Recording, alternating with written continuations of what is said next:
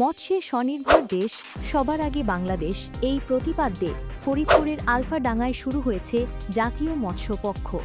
উদ্বোধনী অনুষ্ঠানে মা মাছ ও পোনা রক্ষার নিষেধাজ্ঞাকালে স্থানীয় জেলেদের জন্য জরুরি ভিত্তিতে ভিজিএফ কার্ড বরাদ্দের দাবি জানিয়েছেন ফরিদপুর ১ আসনের সংসদ সদস্য অধ্যাপক ড. ইলিয়াস মোল্লা। রোববার সকালে উপজেলা পরিষদ হলরুমে আয়োজিত আলোচনা সভায় প্রধান অতিথির বক্তব্যে তিনি বলেন, মাছ ধরা বন্ধ থাকার সময় জেলেদের খাদ্য নিরাপত্তা নিশ্চিত করা অত্যন্ত জরুরি। এ অধিকার আদায়ে প্রয়োজনে তিনি মন্ত্রণালয়ে যাবেন বলেও ঘোষণা দেন। একই সঙ্গে যাঁর জাল তার জলাধার নীতি বাস্তবায়ন ও মৎস্য গবেষণায় জোর দেওয়ার আহ্বান জানান তিনি।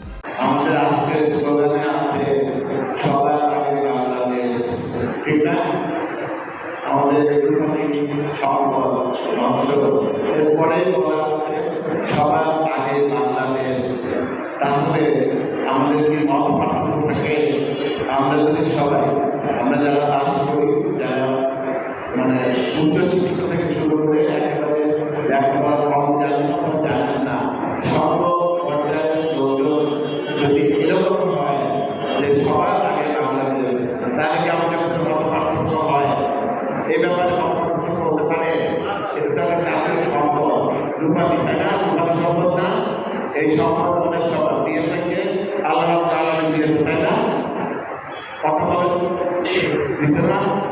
এইটা আমরা তো বানাইনি, আল্লাহ থেকে দিয়েছে। তাহলে আল্লাহ তো বলছেন যে ওয়ালাউ আন্না আহলাল কুরা আমানু ওয়াত্তাকাউ লা ফাতাহনা আলাইহিম বারাকাতিন মিনাস সামাই ওয়াল আরদ ওয়ালাকিন কাযযাবু ফাআখাযাতনাহুম বিমা কানু ইয়াকসিবুন।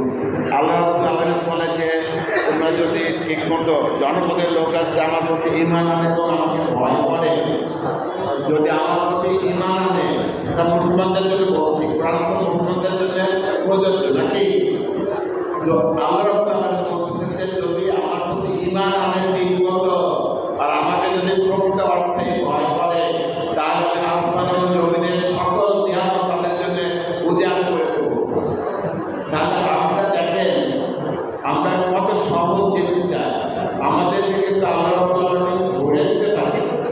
আল্লাহ আলমিনের আন্ডার খালি নাকি খালি বলবেন, কথা বলবেন না কেন? আল্লাহ আলমিনের আন্ডার খালি, সেই আন্ডার তো করে পড়বে অপ্রন্ত।